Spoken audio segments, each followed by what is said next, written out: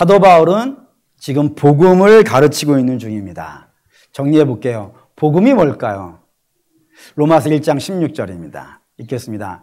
내가 복음을 부끄러워하지 아니하노니 이 복음은 모든 믿는 자에게 구원을 주시는 하나님의 능력이 됨이라. 먼저는 유대인에게요, 그리고 헬라인에게로다. 여기 이제 복음의 정의가 등장했습니다. 복음은 모든 믿는 자를 구원하시는 뭐라고요?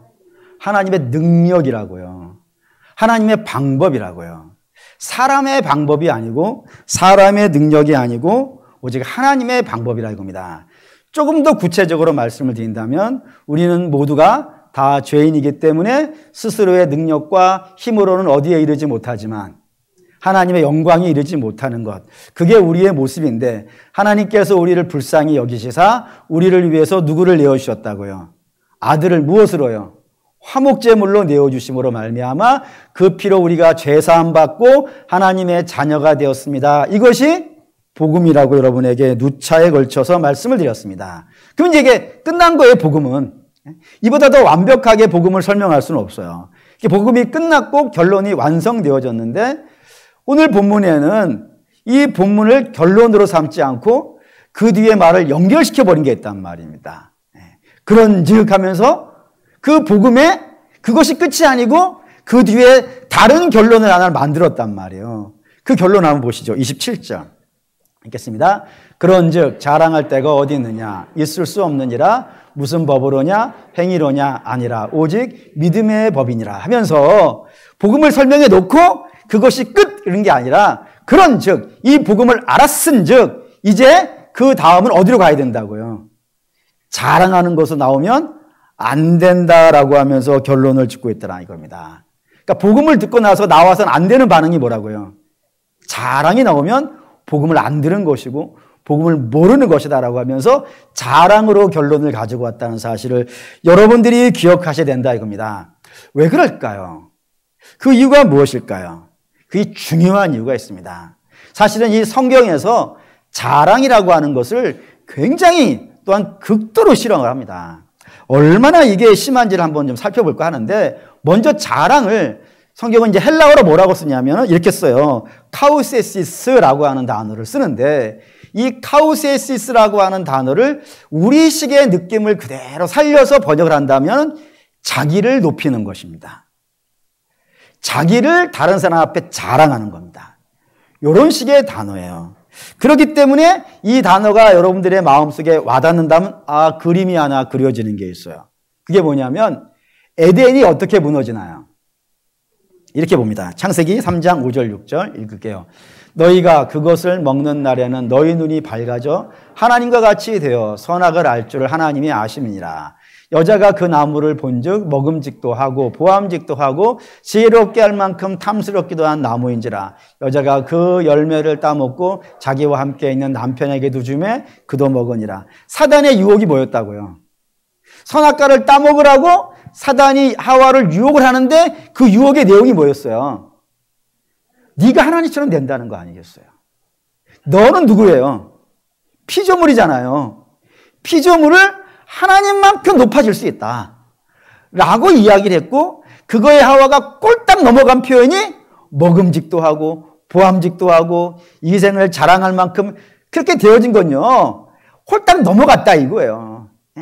안 좋은데 눈이 뒤집어지면요 우리가 그런 거 많이 쓰는데 여러분들 결혼 어떻게 하셨어요? 왜 하셨어요? 지금이라면 하시겠어요? 저라면 해요. 근데 여러분 대부분 어떻게 간 거예요? 홀딱 뒤집어져서 간 거 아니에요. 응? 지금 봤으면 내가 지금도 해야 되겠다. 그치? 어쨌든 다 눈이 뒤집어져서 간단 말이에요. 하와가 그런 거예요. 사단이 하와에게 이야기하기를 너 이거 먹으면 피조물인데 하나님처럼 될 수 있어라면서 어마어마하게 높여버린 거란 말이에요. 거기에 비행기를 홀딱 타버렸더니 그 마음이 뒤집어져 가지고 자기도 먹고 자기 남편도 먹으면서 함께 망했다라는 것이라 이겁니다. 그러니까 자기를 높였기 때문에 문제가 된 거란 말이에요. 근데 왜 이게 문제가 될까요? 왜 자기를 높이는 걸 성경은 이렇게 극단적으로 싫어할까요? 두 가지 이유가 있다라고 되어져 있습니다. 첫째는 무엇이냐면은 자기를 높이게 되어지면 하나님을 부인하게 돼요. 한번 이렇게 얘기해 볼게요. 우리는 하나님이라는 단어를 쓰는데 이 하나님이라는 단어는 문법적으로 틀린 단어입니다. 하나라는 단어에다가 님을 붙여서 쓰는 그런 예는 국어책에 없어요. 만약에 된다면, 하나님이 된다면 둘님, 셋님, 넷님도 된단 말이에요. 근데 안 쓰잖아요, 그렇게. 문법적으로 안 맞는 거예요. 그런데도 불구하고 하나님이라고 쓰는 것은 기독교인들이 국어 문법을 몰라가지고 쓰는 걸까요? 그렇지 않아요. 이유가 있어요. 왜냐하면 우리가 가지고 있는 말 중에는 하나님과 잡신을 구별할 수 있는 단어가 없어요. 영어는 돼요. 영어는 대문자 G를 써가지고 God 하면요. 하나님만 쓰는 단어예요, 저거는. 여호와만 쓰는 단어예요. 반대로 소문자 G를 쓰고 그 뒤에다가 yes를 붙여주면은 저거는 천에 없는 신이라도 무슨 신이에요? 잡신이에요. 그럼 확실히 글자가 구분해 준단 말이에요. 근데 우리가 쓰는 신이라는 단어만 가지고는 저희 하나님인지 아닌지 구별이 안 된단 말입니다. 그럼 이렇게 쓸 수 있어요. 문법적으로 쓰려면 천주교가 쓰는 방식으로 쓰면 돼요. 하늘 플러스 님에다 쓰면 돼요. 그래서 하느님 이렇게 쓰면은 문법적으로 맞는 단어예요. 근데 이거를 기독교인들은 쓰는 걸요. 싫어하는 거예요. 거부하는 거예요. 왜 거부할까요? 세상 사람들 말들 중에는 하늘에 신이 너무 많아요. 신이 실제로 있는 게 아니라 세상 사람들이 자기들 나름대로 가지고 있는 신들을 다 어디 있다 그러는 거예요. 하늘에 있다 그런단 말이에요. 그래서 우리 하나님을 그 모든 신들 중에 하나로 집어넣는 게 너무 싫은 거예요. 왜? 우리 하나님은 천에 없는 유일하신 하나님이시니까. 다른 신은 없으니까. 오직 하나님만 계시니까. 그래서 이 하나라는 것, 유일이라는 것을 기독교인들은 거의 목숨처럼 지키는 거란 말이에요. 그래서 문법적으로 틀리지만 죽으라고 하나님이라고 말하고 있는 이유는요. 우리 하나님 유일하신 분이고 다른 신은 없기 때문에 우리 그걸 믿음으로 고백하는 것이고요. 하나님이라고 고백하는 순간부터 하나님을 고백하는 것이고요. 모든 사람들에게 내가 믿고 있는 하나님이 누구인지를 분명하게 증거할 수 있는 단어가 되어지기 때문에 그렇게 부른단 말입니다. 그런데 그렇게 유일하신 하나님이라고 불러놓고 자기를 신으로 높여버리면 어떻게 되는 거예요? 그 유일하신 하나님 사상이 어떻게 되는 거예요? 무너진다 이거예요. 하나님을 잡신 취급하게 된단 말이에요. 그러니 하나님을 부인하는 것이고 이건 하나님을 모욕하는 일이 돼요. 그러니까 사람을 하나님처럼 피조물을 하나님처럼 높인다는 것은 그 위대하신 창조주 하나님, 우리의 믿음의 대상이 되시는 그 하나님을 모욕하는 행위가 되고 하나님을 조롱하는 것이 되어지고 하나님을 부인하는 것이기 때문에 우리는 이걸 용납할 수가 없어요. 그래서 우리는 절대로 이걸 용정하지 않습니다. 두 번째, 사람을 하나님처럼 피조물을 하나님처럼 높이게 되어지면 두 번째 다른 문제가 하나 생기는데 그 문제가 뭐냐면 사람과의 관계를 깨트리게 되어져요. 가장 대표적으로 깨트리는 예가 누가복음 18장에 등장하는데 거기에 바리새인이 하나가 등장해요. 그 바리새인이 이런 모습으로 등장합니다. 18장 11절 볼게요. 읽겠습니다. 바리새인은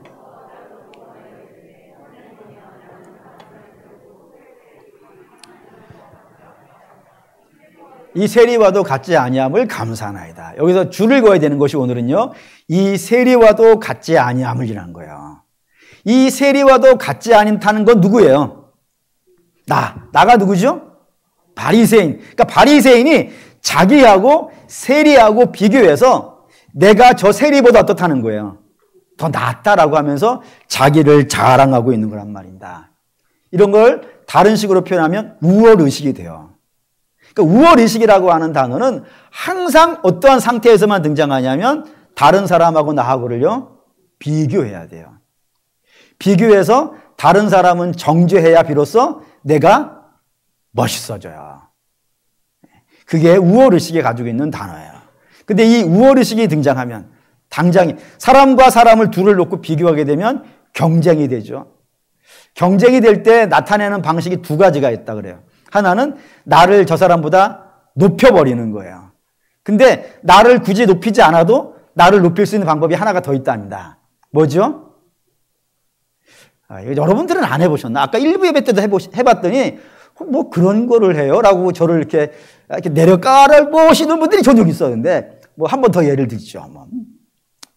학교에서 공부를 하면은 내가 성적을 높이는 방식이 하나가 있고, 다른 하나 방식이 있어요. 나를 성적을 높이는 방식이. 뭐예요? 남이 망하면 되지. 나만 진짜 썼나? 네? 그럴 수 있잖아요. 경쟁이 그래요. 다른 사람하고 비교하는 것이 그래요. 남을 멸시를 해야 돼요. 세리와 같다라고 하면서 나를 깎아내려야 돼요. 남을 깎아내려야 돼요. 그리고 나를 다른 사람 위에 짓밟고 올라서야 돼요. 그게 경쟁과 비교에서 나오는 거예요. 그럼 여기에 평화가 있겠어요? 없겠어요? 없죠. 경쟁이 있고 비교가 있는 곳에는 평화와 기쁨이 있는 것이 아니라 시기와 질투와 미움이 있을 뿐이에요. 그러니 거기는 평화가 없고, 평화가 없으니 당연히 그 관계가 깨진단 말입니다. 그러니 자랑이 있는 곳에는 하나님과의 관계도 깨지고, 자랑이 있는 곳에는 이웃과의 관계도 깨지니, 여러분 우리 주님께서 말씀하시잖아요. 이 세상에 율법이 몇 개 있다.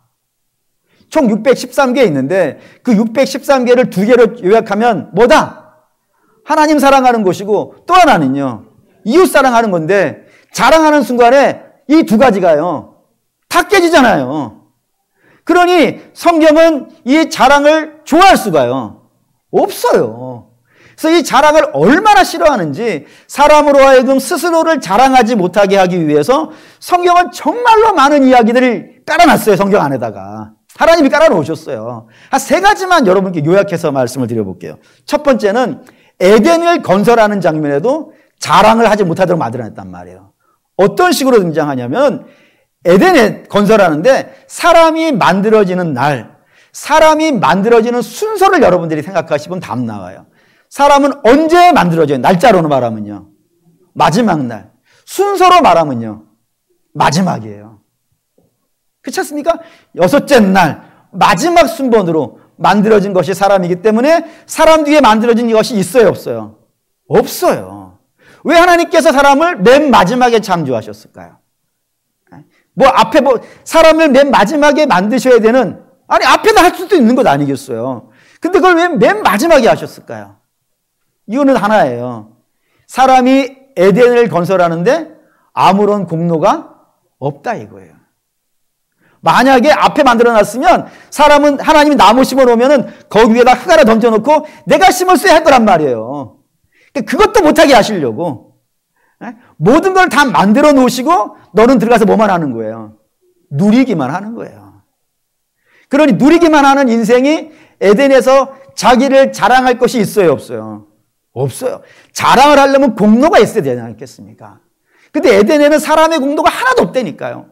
오로지 하나님이 다 하신 일이라 이겁니다. 그러니 자랑할 것이 없다. 이게 에덴의 이야기 중에 하나예요. 또 하나는 출애굽도 마찬가지입니다. 이스라엘은 애굽의 노예였어요. 그렇기 때문에 힘들어요. 힘들어서 언제나 여기서 해방될까, 언제나 이 고생의 짐을 벗을까 날마다 염원하고 기도하고 애타게 사모했어요. 그래서 하나님이 저들의 기도를 들으시고 모세를 보내셔가지고 출애굽을 시키는 거란 말입니다. 근데 이 출애굽하는 장면에 맨 처음에 이런 이야기가 등장하네요. 이거 한번 볼까요? 네. 출애굽기 5장 21절 읽겠습니다. 그들에게 이르되 너희가 우리를 바로의 눈과 그의 신하의 눈에 미운 것이 되게 하고 그들의 손에 칼을 주어 우리를 죽게 하는도다. 여호와는 너희를 살피시고 판단하시길 원하라. 이 말을 왜 하냐면은 백성들이 모세에게 한 말인데요, 모세가 바로에게 와가지고 외친 거예요. 이 백성들 내놔라. 하나님 백성인데 내놔라. 저들은 이제부터 뭐 해야 되니까? 바로 너를 섬길 것이 아니고 하나님을 섬길 것이고, 그 하나님을 섬기는 게 뭐예요? 예배 드리는 거예요. 하나님 예배하는 게 하나님을 섬기는 거예요. 그러니까 예배하러 가야 되니까 이 백성 내놔라라고 한단 말이에요. 그러자 바로가 뭐라고 얘기하냐면, 아마 여러분들 중에도 그런 이야기를 들어보신 분이 있을 것이고 저는 분명히 들어봤어요. 무슨 얘기냐면, 예배를 가? 네가 그렇게 할 일이 없어? 시간이 남아도는 모양이네? 할 일이 없으면 내가 더 일을 줄게? 해가지고 저는 날밤 새며 공부를 한 적이 있어요. 근데 혹시 여러분도 그런지 모르겠어요. 근데 바로가 이스라엘 노예들에게 얘기했어요. 니네가 그렇게 할 일이 없어서 예배를 가겠다 그러는 거야? 그러면 지금부터 예전에는 이만큼 일을 했다면 이제는 이만큼 일해. 갑절을 더 해야 돼. 아니, 세 갑절, 네 갑절을 더 일을 해야 돼. 라고 하면서 고통이 가중된 거예요. 그러자 백성들이 모세에게 와서 이 말을 한 거예요. 누가 너희를 보고 나로 하여금 여기 떠나게 하라고 부탁이라도 했냐고요. 아니, 원래 이렇게 얘기해야 돼요. 우리는 하나님 백성이고 하나님을 믿는 거룩한 백성이니까 예배 드리기 위해서 내가 고생을 해야 된다면 기꺼이 고생하리라. 손해를 본다면 즐거운 마음으로 손해를 보리라. 뭐 아멘이. 그게 정답이잖아요. 정답은 그래야 마땅한데 백성들이 모세에게 와가지고 누가 너희들 보고 그런 부탁했냐. 왜 너희는 쓸데없는 일을 해가지고 이 애굽의 통치자들에게 우리의 미움을 받게 하느냐. 너희가 하나님께 벌 받기를 원한다 하면서 애굽 나가는 것을요. 처음부터 거절하더라 이거예요. 처음부터. 그런 이들은 애굽을 떠나는 출애굽에 대해서 공이 있겠어요, 없겠어요? 없는 거예요. 아예 처음부터 안 나가겠다고 버티기는 인생들이라고요. 그런데도 불구하고 이들이 출애굽을 합니다. 어떻게 해서 출애굽을 하는 거예요? 예레미야는 이렇게 얘기했어요. 하나님께서 손잡고 나왔다고. 안 나오겠다고 하는 자들을 강제로 손잡고 나왔다고. 그게 10가지 재앙이고요. 그게 불기둥과 구름기둥이고요. 그게 홍해를 가르는 일이었단 말이에요. 하나님의 놀라운 역사로 출애굽도 하나님의 역사에서 이루셨단 말입니다. 그러면 이스라엘이 자랑할 게 있겠어요, 없겠어요? 없죠. 아니, 자기들이 뭐라도 했어요. 최소한 바로에게 나 나가게 해달라 하면서 깃발이라도 들고 데모라도 해야 될 판인데 왜 우리를 바로에게 미움받는 자가 되게 하냐면서 모세를 원망하고 있잖아요. 그런 자를 하나님이 불러내셨으니 이스라엘은 하나님께 앞에서 자랑할 만한 것이 없더라입니다. 출애굽만 봐도 온전히 하나님이 하신 일이라 이겁니다. 세 번째는 가나안 들어가는 것도 그래요. 여러분, 출애굽은 애굽에서 나오는 게 목적이 아니에요. 출애굽은 어디를 가기 위한 거예요? 가나안에 가야 되는 거예요. 왜요? 여러분 뭐 지도 가서 보세요. 지도 가서 보시면 애굽이라는 나라, 이집트죠. 이집트 꼭 지도 갖다 보시면 놀라운 장면을 하나를 봐요. 그게 뭐냐면 애굽 남쪽과 애굽 북쪽 딱 둘이 길이 두 개가 있는데 애굽 남쪽은 사하라 사막이고 애굽 북쪽은 유대 광야예요. 그러니까 애굽을 떠나면 살 곳이 없어요.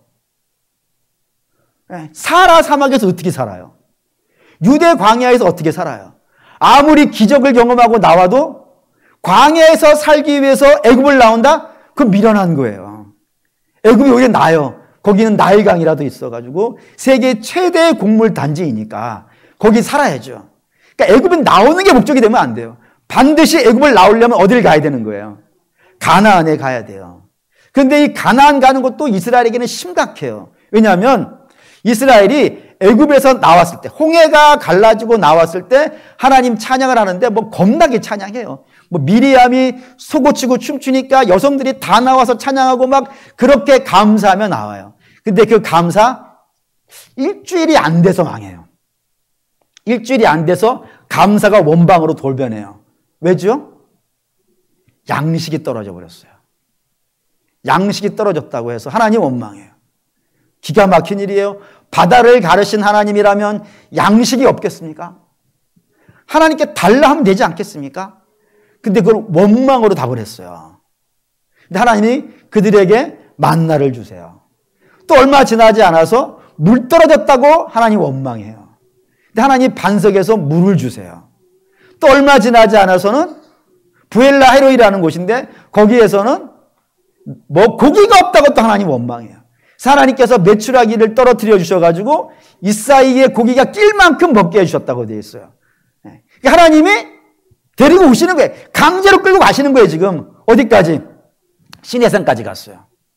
시내산까지 하나님의 만나를 먹이시고 그래서 기운 차리게 하시고 물을 마셔가지고 생명을 돋게 하시고 그리고 메추라기를 먹이시면서 용기를 갖게 하셨단 말이에요. 그리고 시내산까지 데려와서 이제 모세에게 시내산 올라와라. 내가 너희가 앞으로 지켜야 될 말씀을 주겠다라고 선포를 하고 모세가 올라갔어요. 그러면 그때 이스라엘 백성들 뭐하고 있어야 돼요? 그래서 정답이잖아요. 근데 그때 뭐하고 있어요? 금송아지 만들고 우상 숭배하고 있어요. 그래서 모세가 열받아가지고 첫 번째 하나님께서 주신 돌판 깨버린단 말입니다. 또 두 번째 돌판을 받은 거예요. 두 번째 십계명을 받고 내려와가지고 이대로 살라 했더니 백성들 뭐라 했을까요? 산다고 당연히 했어요. 그리고 나서 가나안 가는 거예요. 며칠 만에 가냐면 열하루 만에 도착을 했어요. 열하루 만에 도착한 곳이 가데스 바네아예요. 거기가 가나안 들어가는 입구예요. 그 가나안 들어가기 입구 앞에서 모세가 정탐꾼 12를 보내죠. 40일 동안 보냈어요. 돌아와가지고 저들이 뭐라 그래요?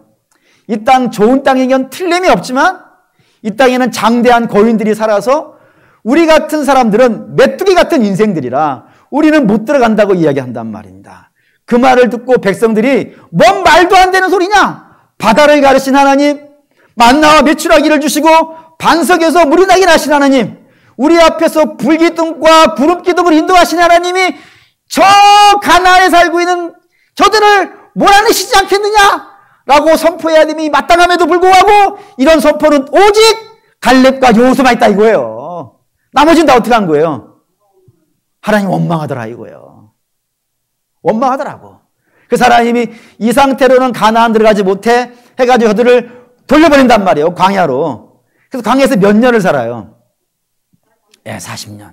정확하게 말하면 38년. 앞에 살아온 시간들이 있어가지고 어쨌든 40년입니다. 40년을 광야에서 살아요. 그러면 40년을 광야에서 이스라엘은 뭐라 그러냐면 이걸 광야 학교라고 불려요. 광야 학교를 40년을 살아요. 그러면 40년을 공부했으면 수준이 얼마만큼 돼야겠어요? 뭐 농담 삼아 하지 않습니까? 서당계 3년이면요 풍어를 읊어야 되고 초등학교 6년, 중학교 3년, 고등학교 3년을 공부를 했으면 뭐가 돼 있어야 돼요? 대학에 가 있어야지. 틀렸나? 아니 부모님이 12년을 가르쳤으면 뭐 돼 있어야 되지 않겠어요? 근데 40년을 가르쳤으면 사법고시쯤은 뭐 가볍게 뭐 혼자 설교하는 느낌이 들지? 아니 40년을 공부했으면 뭐가 돼도 돼 있어야 되지 않겠어요? 근데 이스라엘 40년 공부를 했어요. 40년 공부를 했으면 40년 전하고 40년 후가 달라져 있어야 돼? 안 달라져 있어야 돼요? 달라져 있어야 되는 게 상식이죠? 근데 저들은 40년 이후에 두 가지 일을 했다고 되어 있어요. 그 첫 번째 일이 무리바 물이에요. 무리바 물은 40년 광야를 하고 다시 등장한 겁니다. 이스라엘 40년 광야살이는 성경에 안 나와요. 근데 40년 뒤에 따닥 나타났어요. 그리고 나서 물 없다고 모세를 죽이려고 해요.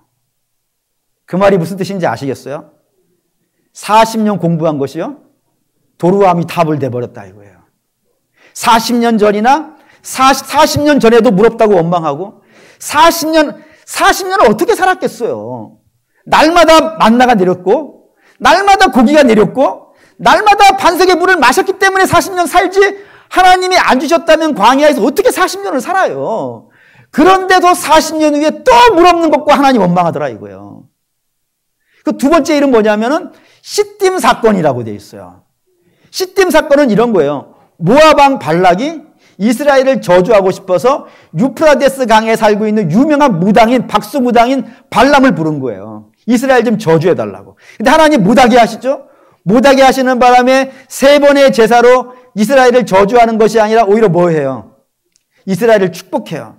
그래서 발락이 열받아가지고 내가 너한테 돈을 많이 줬는데 겨우 하는 것이 이스라엘을 저주하려고 불렀더니 축복을 하고 있냐? 너 죽었다라고 하니까 발람이 죽기는 싫고 돈은 받았고 해가지고 이스라엘을 저주하는 방법을 자기가 하지 아니하고 발람에게 알려줘요. 발락에게 알려줘요. 그게 뭐냐면 이스라엘과 화친을 하라 이거야. 화친을 해서 이스라엘 사람들을 너희 진중으로 부르고 너희의 진중에서 이 이방의 제사에 그들을 참여시키라고. 그래서 참여를 시켜요. 화친을 맺고 참여를 시켜요. 근데 한 번의 참여에 이스라엘 다 무너지는 거예요. 이게 얼마나 열받으실 일인지 아실까요? 이스라엘은 지금 학교에서 훈련을 몇 년 받았다고요? 40년. 40년간 훈련했다고요. 여호와를 믿는 훈련을 40년 했다고요. 그런데 딱 한 번 이방 제사에 참여했단 말이에요. 근데 그 한 번에 40년이 무너지는 거예요. 마치 이런 거죠. 뭐 옛날 이야기로 한다 그러면은 평양에 유명한 도승이 하나가 있죠. 갑자기 이름이 생각이 안 나네. 그 도승이 황진이가 와가지고 그 앞에서 한 번 목욕한 것 때문에 40년 공력이 무너져 버린단 말이에요. 아니 여러분, 육체의 유혹이 얼마나 강력한지 아십니까? 믿음의 훈련을 한꺼번에 무너뜨린단 말이에요. 이스라엘도 마찬가지예요. 40년을 광야에서 훈련받았는데 이방 제사에 한 번 참여하고 다 무너지는데 얼마나 무너지냐면 시므온 지파의 족장인 시므이라는 사람이 고스비라고 하는 여자를 데리고 여호와의 성막이 있는 그 여호와의 진으로 데리고 들어오는 거예요. 하나님 분노하셔가지고 연병을 내려가지고 이스라엘 진 중에 24,000명이 죽어나가는 거예요. 이게 40년 전이 아니에요. 40년 전이. 40년 훈련을 받고 나서 이 모습이에요. 이스라엘이. 하나님께서 참으셨으니까 24,000명이지 하나님께서 작심하셨다 그러면요. 이스라엘은 시뜸에서 다 망한 거예요. 다 망한 거예요. 그게 이스라엘 모습이라고요. 그러니 40년 전에도 출애굽했을 때에도 1세대, 출애굽 1세대도 그 모양이고 출애굽 2세대도 이 모양이라고요. 그러니 출애굽 1세대가 가나안 못 들어갔죠. 가데스 바네아에서. 그럼 출애굽 2세대는 들어가겠어요? 못 들어가겠어요? 못 들어가지. 아니 솔직히 말하면 1세대보다 2세대가 더 심각해요. 1세대는 가나안에 못 들어간다고 원망하는 수준이었지만 2세대는 이방 제사에 홀딱 다 넘어갔다고요. 근데도 2세대가 들어간단 말입니다. 어떻게 들어가는 거예요 그게? 하나님의 은혜라 이거예요. 그래서 그 은혜를 어떻게 표시한 거예요 성경은요? 요단강을 가르는 거예요 하나님이. 요단강 안 갈라주시면 들어가요 못 들어가요? 못 들어가요. 하나님이 갈라주셔서 들어갔고 성을 무너뜨려 주셔가지고 점령했고 심지어는요 하늘의 해와 달을 멈추게 하시면서 전쟁에 승리하게 하신 거라 이거예요. 그러니까 가나안 정착은 전적으로 누구의 은혜라고요? 하나님의 은혜라고. 그럼 이스라엘 자랑할 게 있어요 없어요? 없어요. 이스라엘 자랑할 게 하나도 없다는 것이 이 광야 내내 하나님이 하시는 이야기고 성경이 광야 내내 증거하는 거라 이겁니다. 어디 한 군데 사람이 자랑할 것 없다. 그러니까 성경이 얼마나 지독하게 사람이 자랑하는 걸 싫어하는지 아시겠죠? 전적으로 하나님의 은혜야. 너희가 너된 것은, 너희가 창조된 것은, 너희가 출애굽한 것은, 너희가 가나안에 들은 것은 전적으로 너희의 공로가 아니라 전적으로 하나님의 공로야. 그러니까 자랑하려면 너희를 자랑하지 말고 누구를 자랑해야 돼요? 하나님을 자랑해야 돼. 이게 성경이 구약 내내 하는 이야기예요. 그런데 불구하고 이스라엘은 안 그래요. 시도 때도 없이 그래요. 한번 볼까요? 이사야 53장 6절 읽겠습니다. 우리는 다 양 같아서 그릇 행하여 각기 제 길로 가는. 우리는 늘 그렇다. 그러니까 늘. 우리는 양 같아서 늘 자기가 가고 싶은 길로. 우리 원래 누구의 길로 가야 되는데요? 하나님의 길로 가야 돼요. 하나님의 길로 가야 돼. 하나님의 길을 가려면은 하나님의 뜻에 순종해야 가겠죠. 근데 제 길로 가는 것은요, 하나님의 길을 거절하기 때문이에요. 내 길이 맞다라고 생각하기 때문이에요. 내 길로 간다는 것 자체가 이미 우상에 빠져 있는 거예요. 우리는 그렇게 간다고. 끊임없이 내 길로 간다고. 라고 하는 것이 이스라엘의 모습이고, 그 이스라엘 하나님이 치셔가지고 결국엔 어떻게 되는 거예요? 망했다. 이건 망했다. 그게 구약의 이야기 내내 나오는 이야기라고요. 그런 거로 본다면은, 사랑하는 믿음의 성도 여러분, 사람이 자기 자랑하고 사람이 자기를 높이는 거는 거의 본성인 것 같아요. 창세 때부터 그러니까. 창세 때부터 끝까지 제 길로 가는 인생들이니까 이게 자기를 높이고 자기를 자랑하는 건 본성인 것 같아요. 그래서 이게 얼마나 이 본성이 깊이 자리를 잡고 있냐면 복음까지도 물들여 놓더라 이겁니다. 어떻게 물들여 놓냐면 다시 해볼게요. 복음은 누구의 능력이라고요? 사람의 능력이 아니고 하나님의 능력이라고 그랬어요. 사람의 힘과 노력으로 구원받는 것이 아니라 하나님께서 당신의 아들을 죽이심으로 그 피로 우리를 구속하시는 그런 이야기가 복음이라 그랬고, 그래서 전적으로 하나님의 방법이며 하나님의 능력이라고 말씀을 드렸어요. 근데 이거를 교묘하게 물타기를 해요. 교묘하게 물타기를 하는데 뭘로 물타기를 하냐면 믿음에다가 물탄 거 아시나요? 믿음을 가지고 물타가지고 이거를 호도하는 일들이 발생됐어요. 정확히 말하면 믿음에 문제가 있는 게 아니고요. 믿음을 잘못 쓰는 경우들이 있더라 이겁니다. 예를 들어 볼게요. 하나님께서 구약은 무엇으로 구원하시기로 하셨어요?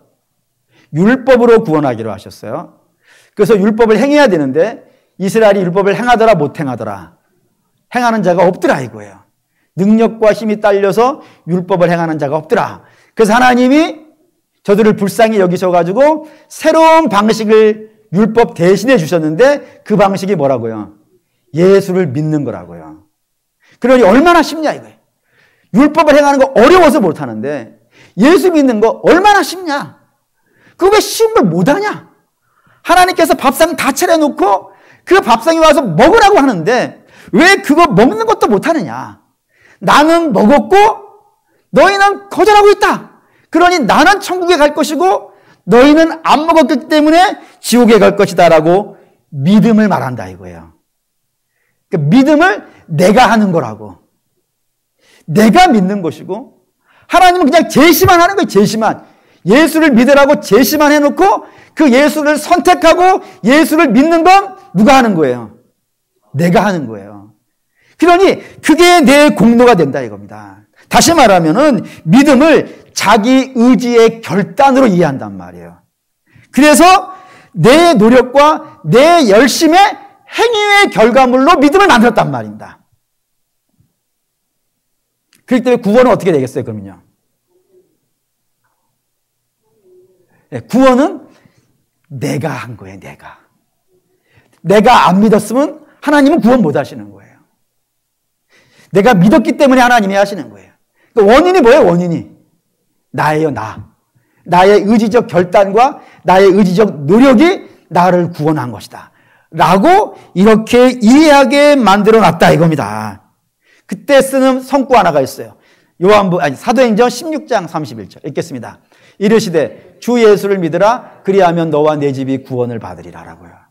여기에서 주 예수를 믿으라. 누가? 내가. 그래서 그것이 원인이 되어지면 그 믿음이 너의 믿음의 행위가 원인이 되어지면 너와 내 집이 구원을 받는 그 결과를 누가 만들어낼 거라고요? 내가 만들어낼 거라고 이야기한다 이겁니다. 그렇기 때문에 믿음이 뭐가 되는 거예요? 졸지에 자랑이 돼버렸다 이거예요. 믿음이. 아니 우리 분명히 믿음은 자랑이 아니라 그랬어요. 구원은 뭐라고요? 하나님이 하시는 일이라고. 복음은 하나님이 하시는 일인데 그 믿음을 나의 행위로 만들어버렸더니 내가 믿는 거라고 만들어버렸더니 누구를 자랑하게 돼버린 거예요? 나를 자랑해버리는 이상한 결과물이 나오게 만들었다 이거예요. 우리가 갖고 있는 복음과 달라져 버렸다 이겁니다. 이게 얼마나 심각한지 이해가 되시나요? 그러니까 내가 믿음의 행위가 공로가 되어진다 그러면은 그 아까 말씀드렸던 그 도표 한번 보여주세요. 바로 앞에 있었던 거. 믿음이 나의 공로가 되어진다면 내 행위가 되어진다 그러면 저기에서요 예수가 없어요. 예수가 들어갈 자리가 없어요. 내가 한 거예요. 내가 행위를 했고 내 행위의 결과물로 구원을 받는 것이니까 예수가 등장하지 못하는 그런 일들이 발생이 되어진다 이겁니다. 그게 믿음에 물탄 거라 이거예요. 여러분 그래서 믿음을 여러분들은 정확하게 아셔야 돼요. 성경의 믿음은 항상 두 가지로 등장합니다. 두 가지로. 첫째는 죄인이 하나님을 모르는 자가 의인, 하나님을 믿는 자로 바뀌어지는 이 믿음이 하나가 있어요. 그 두 번째는 의인, 하나님을 믿는 자가 하나님의 택함 받은 자녀가 더 훌륭한 믿음이 되어지는, 믿음의 사람이 되어지는 그때 쓰는 믿음이 있어요. 성화로 가는 믿음이라 그러는데 이 믿음이 있어요. 이 두 가지가 있는데 이거를 좀 구분하실 필요가 있습니다. 이거를 구분하지 못하고 섞어놔 버렸기 때문에 헷갈려 버린 일이 발생됐어요. 한번 예를 들어 볼게요. 요한계시록 3장 20절 읽겠습니다. 볼지어다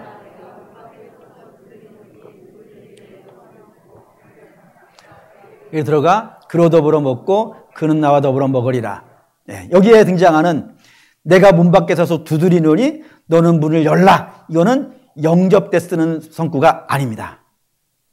예수를 영접하는데 이 말씀을 쓰면 안 됩니다. 왜일까요? 이 말씀은 불신자에게 한 말씀이 아닙니다. 누구에게 하신 거예요? 교회에게 하신 거예요. 어느 교회요? 라오디게아 교회에게 하신 거예요. 다시 말하면 예수를 믿는다고 교회를 왔단 말이에요. 근데 예수가 주인이 안 된 사람들이 있어. 심각한 거예요. 그게 라오디게아 교회예요. 그 앞에 이런 말씀이 있어요. 너 차든지 덥든지 해. 왜 이도 아니고 저도 아니야. 신자면 신자여야지. 근데 신자로 와 있놓고 신자인 것 같기도 하고 아닌 것 같은 왜 그런 사람으로 살아? 왜 뜨겁지도 않고 차지도 않아? 그럼 나 너 뱉어버릴 거야. 그러니 그러지 말고 어떻게 하라고요? 문 열라고. 내가 들어가서 너의 주인 하겠다고. 교회에게 하신 말씀이에요. 성도에게 하신 말씀이에요. 혹시 여러분 중에 그런 분 있습니까? 예수님을 믿는다고 성전에는 와 있는데 예수님이 내 인생의 주인이 되지 아니하고 내가 내 인생의 주인이며 예수님은 그냥 나의 하나의 장식품처럼 가지고 계신 분 있습니까? 여러분 회개하셔야 됩니다. 주께서 뱉어버리신다고 한 이야기란 말이에요. 그런 이야기 때 쓰는 거란 말이에요. 그리고 성경에 나오는 많은 이야기들이 믿음에 관련된 많은 이야기들이 실제는 대부분 다 교회에게 하신 이야기예요. 예를 들어 고린도 교회, 갈라디아 교회, 그리고 에베소 교회, 그리고 빌립보 교회, 골로새 교회, 데살로니가 교회 이런 식으로 교회에게 성도들에게 하신 말씀이에요. 너희들 더 큰 믿음의 사람이 돼야 돼. 마치 어린아이가 너희 그대로 있으면 안 돼. 더 큰 사람이 돼야 돼. 라고 부모님이 이야기하시듯이 하나님이 너희 더 큰 믿음의 사람이 돼야 돼. 그래서 그런 식으로 믿음을 이야기할 때 그때의 믿음이 그런 이야기들이에요. 그런데 불신자가 신자가 되어주고 죄인이 의인이 되고 원수가 하나님의 자녀가 되는 것은요. 그렇게 안 돼요. 내 노력으로 안 돼요. 내 열심으로 안 돼요. 왜죠? 여러분에게 말씀을 드렸어요. 죄는 뭐라고요? 하나님과의 단절이에요. 하나님과 단절되어져 있으니까 하나님을 알겠어요? 모르겠어요? 하나님 몰라요. 하나님 모르는데 어떻게 믿어요? 무슨 재주로 믿어요? 불교하고 기독교가 다른 점이 여기에요. 불교는 부처가 도 닦아서 됐다면서요. 우리는 도 닦아서 안 돼요. 그래서 구세주가 있는 거 아니에요. 우리는 구원 받아야 되는 거예요. 구원을 항상 이렇게 수동태로 써요. 내가 구원을 이루는 게 아니에요. 하나님이 나를 구원해 주시는 거란 말이에요. 그 때문에 우리는 그렇게 안 써요. 그러면 그 믿음이 없던 사람이 어떻게 예수 믿게 된 거예요? 요한복음 1장 12절 13절입니다. 읽을게요. 영접하는 자, 곧 그 이름을 믿는 자들에게는 하나님의 자녀가 되는 권세를 주셨으니 이는 혈통으로나 육적으로나 사람의 뜻으로 나지 아니하고 오직 하나님께로부터 난 자들이라고요. 영접하는 자가 하나님의 자녀가 되는데 영접하는 자가 하나님의 자녀가 되는데 이는 그러니까 12절만 외우시면 안 돼요. 이는이라고 분명히 접속사를 붙여놨단 말이에요. 그러니까 어떤 사람이 영접하느냐? 내 혈통으로나 내 육정으로나 사람의 뜻이 아니래요. 다시 말하면 네 노력으로는 안 된다 이거예요. 네 열심으로는 안 된다 이거예요. 오로지 뭐로만 된다고요? 하나님이 낳아주셔야 된다고. 하나님이 택해 주셔야 되고 하나님이 낳아주셔야 되고 하나님이 붙잡아 주셔야 된다고요. 그래야 믿음이 시작된다고요. 그러니까 우리가 구원받은 것은 내 열심과 내 노력이 아니라 누구의 열심이에요? 하나님의 열심이에요. 하나님의 노력이에요.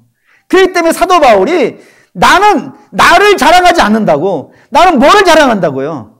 십자가를 자랑한다고 이야기하는 이유가 거기 있어요. 나의 나 된 것은 하나님의 은혜이기 때문이에요. 하나님의 은혜이기 때문이에요. 그 때문에 구원에 있어서 죄인이 의인이 되는 구원에 있어서 믿음이라고 하는 것은 나의 믿음의 공로를 말하는 것이 아니고요. 내가 이만큼 믿었습니다라고 하는 공로를 이야기하는 것이 아니라 하나님께서 다 몽땅 남김없이 하나도 남김없이 전부 다 하나님이 하셨다는 그 사실을 믿는 거예요. 사실을. 그러니까 믿음이 달라요, 좀. 하나님이 다 하셨습니다. 그거를 인정하는 믿음이라 이겁니다. 그렇기 때문에 여기에서 자랑이요. 나올 수가 없다 이거예요. 그러니까 여러분이 복음을 제대로 알았다면, 여러분들이 예수 그리스도를 제대로 알았다면은 여러분들은 여러분들 절대로 높일 수가 없어요. 여러분들을 절대로 자랑할 수 없어요. 여러분들이 교회에서 큰 소리 쓸 수가 없어요. 여러분들이 여기 온 걸 다른 앞에 내세울 수가 없어요. 내가 이만큼 믿었는데 왜 나를 안 알아줘? 이렇게 말할 수가 없어요. 여러분들이 여러분 된 것은 전적으로 하나님의 은혜거든요. 그렇기 때문에 여러분은 자랑할 수가 없어요. 오히려 여러분들이 해야 되는 건 뭐겠어요? 감사지. 감사지. 여러분들이 여러분을 내세울 수 없어요. 근데 복음을 듣고도 여러분들을 내세우신다면은 여러분들 복음을 모르는 거예요. 굳이 사랑하는 믿음의 성도 여러분, 여러분 복음을 아시길 바랍니다. 근데 물론 막말로 얘기해서 이거 몰라도 사실은 여러분들이 구원을 받는 데는 지장은 없어요. 왜냐하면 어차피 구원은 누구의 공로는 아니니까. 나의 공로는 아니니까. 전적으로 하나님의 공로니까. 막말로 얘기해서는 그렇다고 할 수도 있어요. 그런데 여러분 그러시면 안 돼요. 왜 안 되냐면 여러분들이 복음을 제대로 알으셔야 여러분들의 신앙이 풍성해져요. 그리고 흔들리지 않아요. 여러분들의 구원을 여러분의 근거로 삼으신다면은 여러분들이 잘할 때는 교만해져요. 자랑하게 되니까. 근데 여러분들이 못하게 되면요. 절망하고 낙심해요. 구원은 그렇게 여러분에 의해서 널뛰기 안 해요. 왜요? 예수님이 이루신 것인데 어떻게 여러분에 따라서 왔다 갔다 할 수 있겠어요? 반석 대신 우리 예수님이 하신 것인데. 그래서 여러분들은 십자가를 보셔야 돼요. 그래서 십자가로 이루신 거예요. 아들을 죽이시고 이루신 거예요. 그러면 여기에 어떻게 자랑이 나오겠으며 어떻게 절망이 나와요? 오로지 감사가 나와야 되는 줄 믿습니다. 그리고 여러분이 복음을 제대로 알으신다면 자랑은 나올 수 없는 대신에 겸손히 나오는 거 말고 또 하나가 있어요. 그게 뭐냐면 자랑이 나오면 이웃과의 관계도 무너진다고 했죠. 마찬가지입니다. 복음을 제대로 알고 있다면 믿음이 연약한 자들을 여러분들이 용납해 주실 수 있어야 돼요. 왜요? 나의 나 된 것은 누구의 은혜라고요? 하나님의 은혜예요. 그러면 저 사람이 하나님의 사람으로 데려가는 것도요. 하나님 은혜 아니겠습니까?